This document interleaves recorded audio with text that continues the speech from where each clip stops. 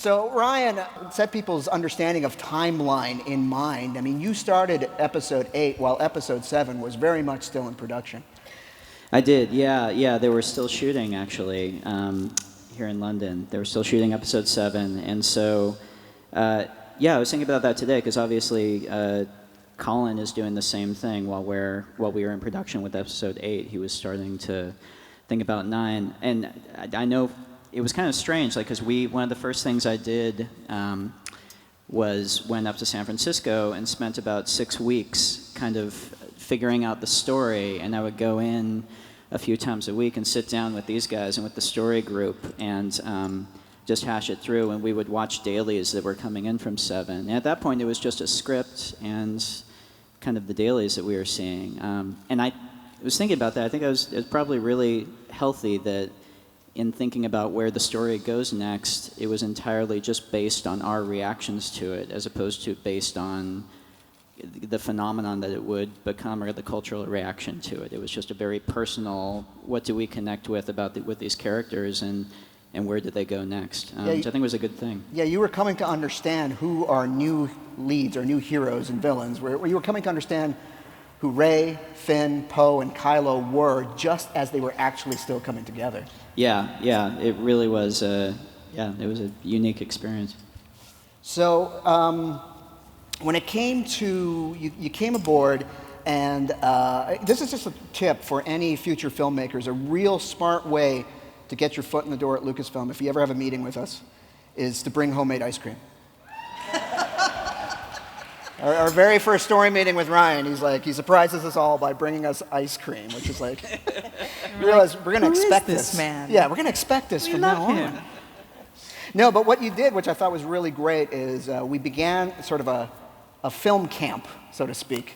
Ryan assembled movies that he thought it was important for us to watch and understand his point of view about them, so that we'd have this common language. And I would love for you to share some of the titles that we watched. Well, there was also stuff that I really wanted to, because we were in the middle of, coming up with what the stuff was going to be, and there was also stuff where I thought it would be really good to rewatch this. And it's funny, like at the time, so it was 12 O'Clock High. It was Letter Never Sent. It was, what else did we watch? Bridge on the River Kwai. That's right, Bridge on the River Kwai, Dam Busters. Which one? Three Outlaw Samurai. Oh, that's right, Three Outlaw Samurai. That's right. We watched Hooper. No, we didn't watch Hooper. No, you and I watched Hooper separately. That was a different experience. Yeah, that's right, yeah. So... Let's hear that story. We'll get to that. We'll get to that. But it's funny, actually, watching... now we're just at the end of production right now, and going through and looking at the film that we put together and looking back at the movie, like particularly 12 O'Clock High. There was seeing, oh my God, a lot of that made it in there. Like at the time, it was just like, oh, this will be kind of a fun bonding thing, and maybe there will be things here or there. But it ended up actually being a really, really crucial part of it. We watched Gunga Din, I remember that. Gunga Din, that's right. Yeah, I watched that. And we watched Sahara, not the Matthew McConaughey Sahara, the Humphrey Bogart Sahara, where he's a tank commander. Yeah. And my favorite part is, like, we're at Skywalker Ranch, and we're sitting there and we're watching this, and Ben Burt sticks his head in.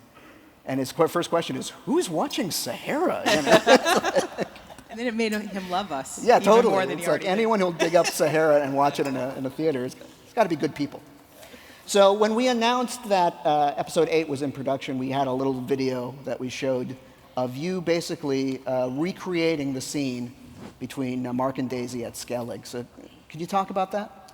Yeah, that was a really surreal way to start the whole thing out. So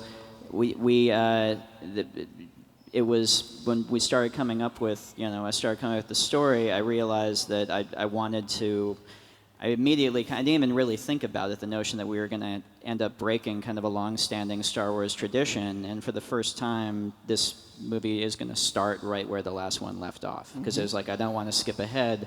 That last moment of 7, I want to see what happens next. And so just because of the demands of the story, that's what it ended up being, which meant we went back to Skellig, and we were only able to get a couple days of shooting there, and it was months before we started principal photography. So it was really the first thing that we did, and it was a very surreal, the island itself is this amazing, it feels like you're stepping into a history. It feels like there is something very mystical and magical about the island. Rick Carter had described it to me before I went there in his very Rick Carter way. And it's a very Rick Carter place. It's like an incredibly mystical place. So to be there and be the first thing that we're shooting is Mark and Daisy standing up on Christ's saddle and on Skellig Michael, and it was just so I don't know. It was an appropriately surreal beginning to the whole experience. And this was before anyone really knew like that moment would become so iconic to the world. So wow, which was good, I think. Yeah, you didn't need that extra pressure. I was not so paralyzed by fear. Yeah, it was good. Let's talk about working with some of the classic cast. Before we go into that, I just want to understand like what your level of Star Wars appreciation was going into all this, and then what it meant to have Mark Hamill and Carrie Fisher and people like Anthony Daniels in front of you. Yeah. And they're yours to direct now. Yeah. Yeah, I mean, I feel like it, and in a lot of conversations I've had just over the past few years, I feel like you almost want to lead with an apology, like I know everyone has a "this is what Star Wars means to me" story, and it sounds almost cheesy to repeat it, but it is something that's so integral. Star Wars was it was the first, I have this memory of my dad putting me in the car to take me to see Star Wars, and I asked him, "Where are we going?" And he said, "We're going to see the most amazing thing you've ever seen." And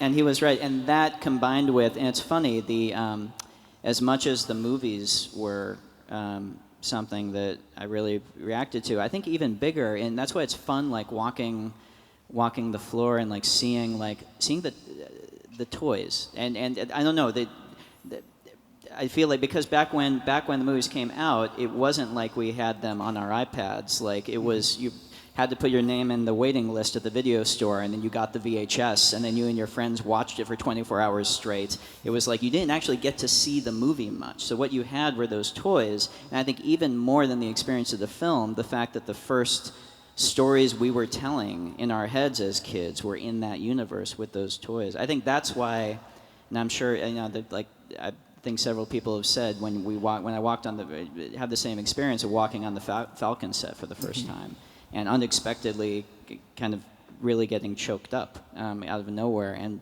what it was is flashing back to being a kid and all the stories I told inside my Kenner, in the back of the Falcon. Yeah, exactly. Yeah. And suddenly you're standing in it, and there is just an intense emotional reaction that happens. So anyway, that's that part of it, I guess. So now, as I was saying before, you now have Luke Skywalker and Princess Leia and C-3PO and R2 and Chewbacca in front of you with your rolling camera, and you're telling them what to do. I mean, what's that like for you?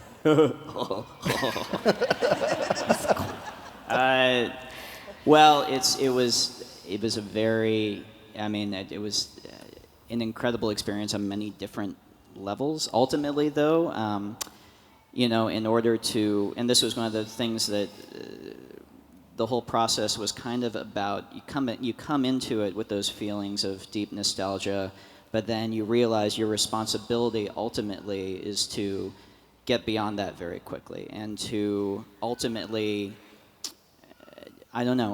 tell a story that it feels alive right now, and it's about where you're at right now, I guess. And that, I guess, was kind of like the ultimate responsibility of it, is to sit in front of Luke Skywalker, and then have those feelings of, I'm sitting here talking to Luke Skywalker, this is kind of weird, and and then to get to know Mark and get to know him as an actor, and then start working through the script, and then get back into the actual work of filmmaking and telling a story, the same way that you do with any other film, basically. To get to the point where you're just, I don't know if I'm expressing this right, but it was surreal all around, I guess.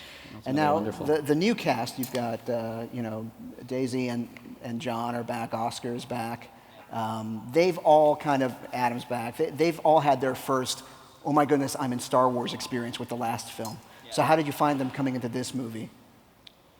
They were wonderful, and it you're right. There was that kind of feeling of there was that big explosion of the first one, and now the second. But it ended up serving, I think, what this second film is in a very good way, because the first film was this incredible explosion of adventure and excitement that sets up these characters, and then just out of necessity, it's very natural that the second film is where we start kind of zooming in on the characters and kind of taking them, seeing, okay, really kind of getting to the heart of them and challenging them, pushing them deeper. And so I think the actors were all were very excited about that. Yeah.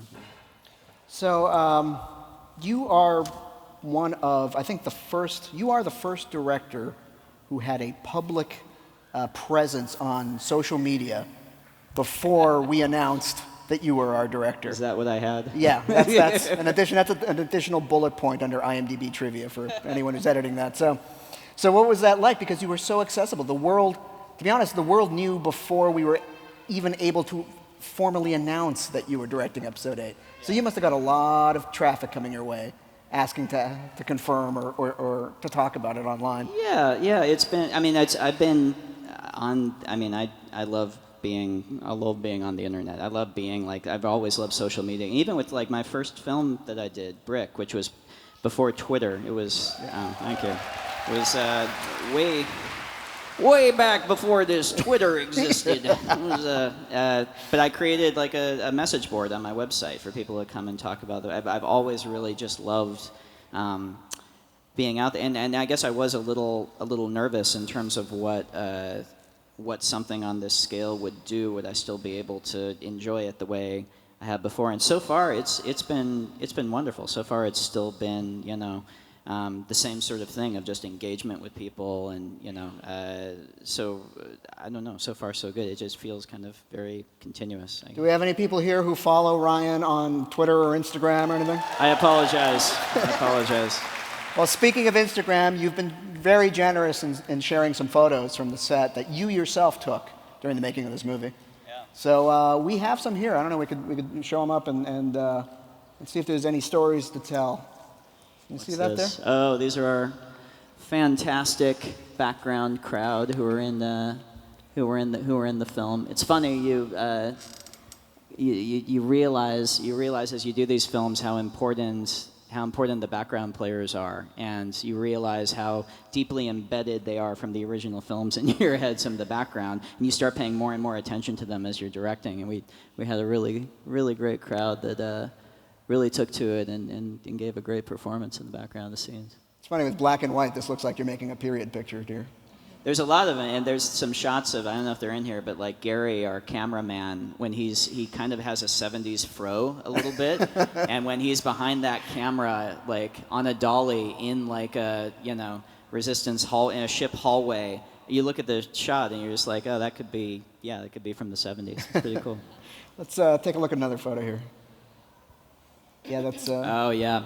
So there, I think that's Billy. I think that's Billy Lord, Carrie's daughter there, actually. And we actually, and I know for a lot of the stuff I've posted, I apologize that a lot of it is kind of green screen in the background, and that's, I mean, not to put down green screen, it's a great tool, but I just haven't wanted to, like, give anything away. But I just want to let everyone know the amount of sets that we've built for this movie has been absolutely outrageous, and a tremendous amount of practical sets. And we also had the luxury of doing things like this, where we built exterior, interior sets of some of the ships, so we not only would be able to film inside them, but also do shots from the outside that weren't just like window comps and actually move into them. So yeah, we had fun. Next photo, please. This is Ireland. So, yes. We got people from Ireland here. We love Ireland. Yes. So, yeah, and in addition to sets, but a big, for a chunk of the film, we went out to Ireland, and actually, in addition to Skellig, we shot along the southwest coast of, and the west coast of Ireland, at a lot of really incredible locations. And it was amazing getting out there a ways into the shoot, and then suddenly having this whole other texture to the film open up in front of you, and just the natural beauty of that coastline, and to be able to put these actors out there and actually put them out and just film it and just stand behind the camera and have it feel like that. It was just incredible. Yeah. Cool. Let's take a look at another one here. Oh, who's that guy? Who's that guy?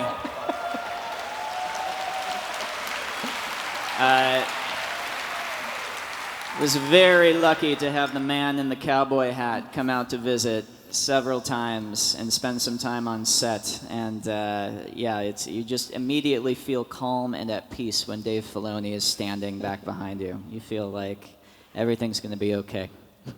And I got to say, I mean, we talk about it a lot, but it's true. Kathy and Kiri make it so accessible that any part of Lucasfilm that will benefit from being on the set, and anyone that you would benefit from having on the set, that communication and that, flying from one side of the world to the other to come and help each other out.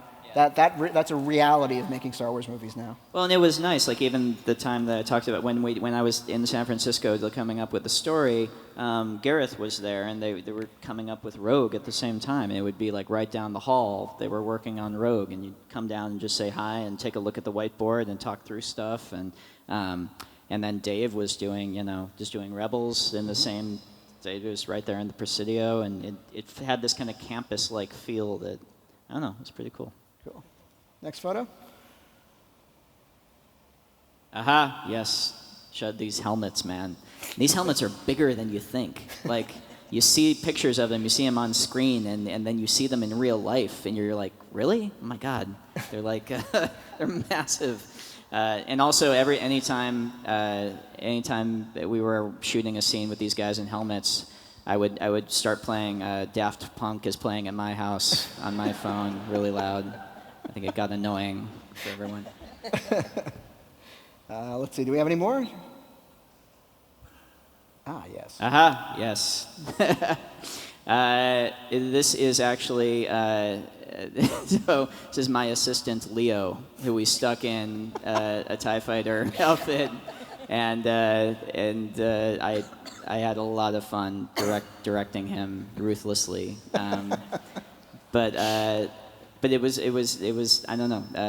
This is another one of those shots though and there were a few of these sets where, this or some of the stuff in the Falcon or the X-Wings where you put them in there and you frame them up and you look at the monitor and you're just like, oh my God, you just have that instant connection to it. I guess it's pretty cool.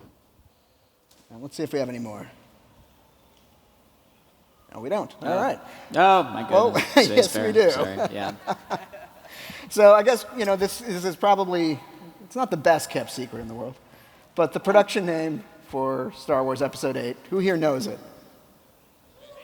Space Bear. Space Bear. Production's done. I think it was kind of a code name. Code name, that's right, so yeah. I got to say, every one of our projects have code names. We're not going to tell you what it is, otherwise it defeats the purpose of telling you what the code name is.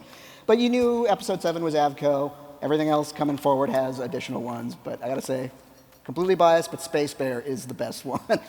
It just made me so happy because that panda logo was like, every time I saw that on official stuff, it just made me so happy. Like on officially printed budgets and stuff, to see that dumb little panda in his helmet up in the corner. It's like the story that, I don't know if this is true, but that Terry Gilliam named his production company for one of his films Poo Poo Productions, just so the lawyers would have to write it over and over. Well, maybe we could look forward to some Space Bear merchandise at Celebration next year. That'd be amazing. But on that topic, because, this is in many ways, it's the Rogue One celebration. I mean, Gareth had a great spotlight moment on this stage to tell the world about his movie. Next year, I think that's going to be your time to have a big showcase moment, and it also happens to be the 40th anniversary of Star Wars. So,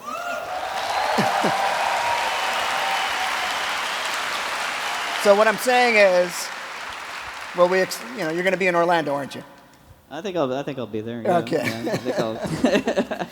I'm looking forward to it, and by the way, this is kind of like the first time I'm coming out and kind of talking about this thing that we've been doing. And I was very nervous about to come out here, but just seeing all you guys and seeing just the warmth and I'm really looking forward to the next year and a half. I'm really looking forward to showing you guys more and more of what we got, and I think we're all going to have a really good time together.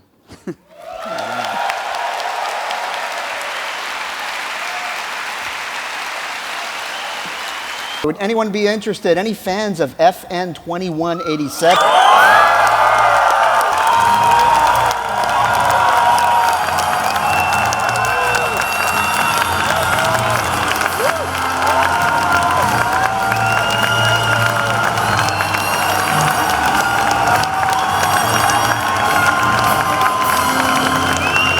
Now, when we started this panel, I actually had Kiri and Kathy talk about Rian when Rian wasn't here so that we wouldn't embarrass him. But now that he's out here, feel free to embarrass him. What was it like to work with Rian Johnson as your director? No, Rian is awesome. Ryan's awesome. I always like to say that he's doing an indie movie within a studio franchise.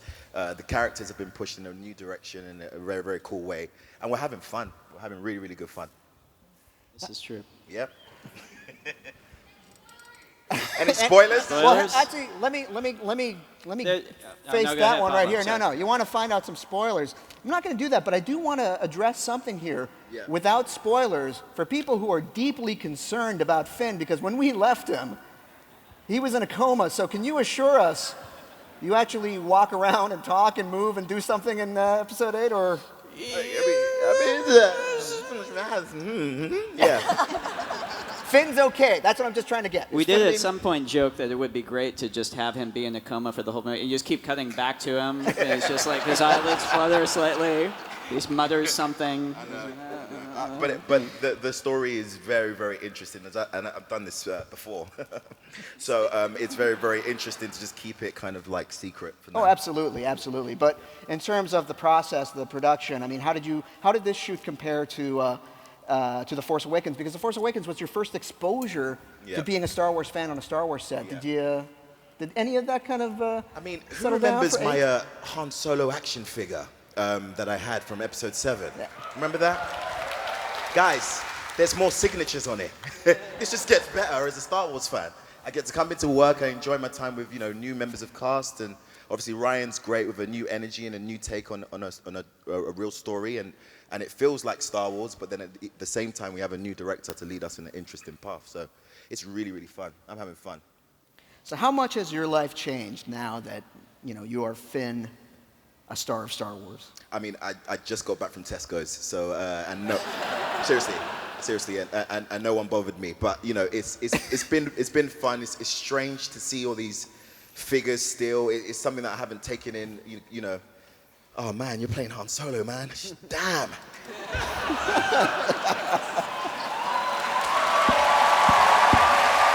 Oh man. It's crazy. But it's been great, and the Star Wars fans have been amazing. It's like the best fandom to be a part of. It's really, really cool. So any words of advice for Alden here? I don't know, man. I really don't know. But, you're going to be fine. I mean, you got that charm stuff down, don't you? And he's smiling just like, This is great. No, it's going to be fun. Very, very good experience, man. And obviously, you've got a great head on you, so you enjoy the ride. Thank you. For sure. Take care of him.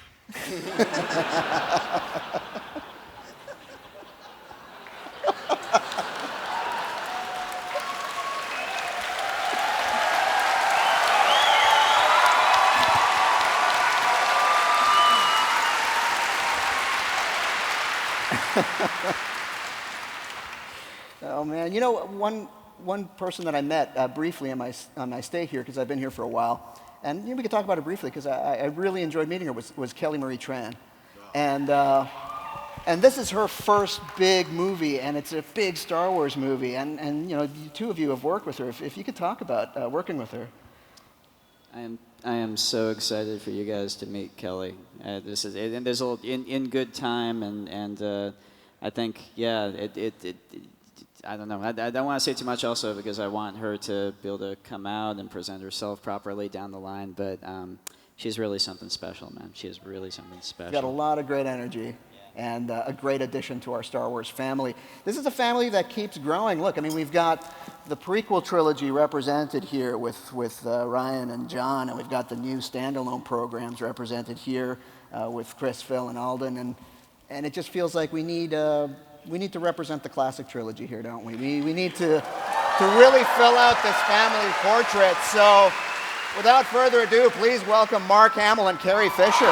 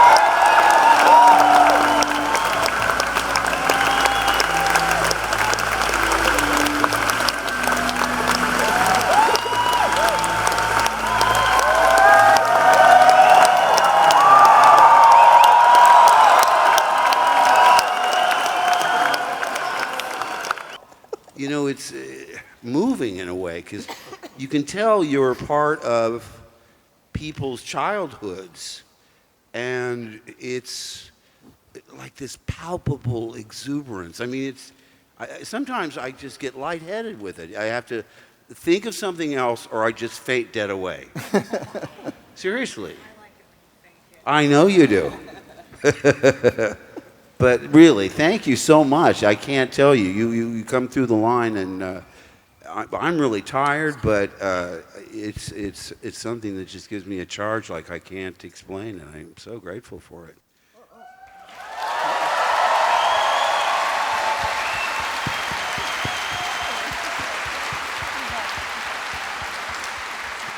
Your turn.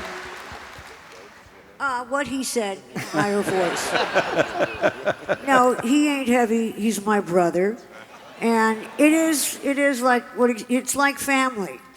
And the great thing about the movie is that those of you that have children, that have impregnated people, can take those tiny humans and take them to these movies and see which characters they respond to, and all that stuff is so awesome. And you bring little tiny, just born people in Princess Leia outfits, which I appreciate, because I think that you swallow those outfits so the baby doesn't come out nude, which would be so embarrassing. So it's a fantastic thing, and I've lived with this. I've never heard that theory before. It's a very interesting theory. See, you have to think about that. Yeah. That's why we're very sibling-like. It's very deep and Yes. stupid. We've been fighting backstage. No, and I like that. We've I like been that fighting about backstage you. with an You're very American deep and accent. stupid at the same time. It's lovely quality, Hell. Dad. What is the matter with you? You can't take me anywhere. But I brought you here. I know. And I promised you I'd be on my best behavior. You know something, because people say, are you guys really like brothers and sisters? I said, yeah, we fight all the time. We're not speaking to each other for years at a time. Now we're not speaking to each other. But we have a shared experience, and darn it, I will defend her with my life. But she still drives me crazy! It's a dirty job, but someone's got to do It is. I do drive him crazy, and he'll demonstrate that throughout the evening. Dolly, you're a damn exasperating woman. That was actually Thornton Wilder's first title. The working title for Merchant of Yonkers was A Damn Exasperating Woman. I was hoping you'd bring that up. I know. It eventually became Hello, Dolly. See, I'm a font of He has useless so many information, stories like you know. that, and that is what Star Wars is about. Absolutely. This is actually the new sequel. I know I'm not Is it? giving that Oh, away. spill your guts. Well, the new sequel is about a lot of stuff with Hello Dolly. Yes. Oh, that's right. Yeah. Hello Gary. And I'm hello, just here Millie. to make sure Gary gets a part, at least in the next one. I think he's a natural. There Are aren't there enough dogs pets in this universe, Star guys? And we Wars. worked Don't this you out. agree? We're There are talking no over- dogs, are there? There should Phil, be. Chris, That's right. come on. There should be. We can make that happen. We have the power to You make that guys, happen. there aren't enough pets in space, right? All right. That's my contribution. and we love you for it. Ryan, is this a snapshot into what your production experience was like? Is this what we're Talk looking to Colin. Talk to Colin. Space Pets. It was all this and more. Oh, fantastic. I can't thank you all enough for coming and saying hi and wrapping up this celebration in such a memorable way. This is the Star Wars family. We're going to take some family portraits here before we wrap. And I want to remind everyone that the closing ceremonies are happening here. Warwick Davis is going to come out and recap what an amazing past 3 days this has been. All of us, we're going to see you in Orlando, where we're going to be able to talk about Star Wars Episode 8 and the untitled Han Solo Star Wars movie. Please join me in thanking these amazing panelists.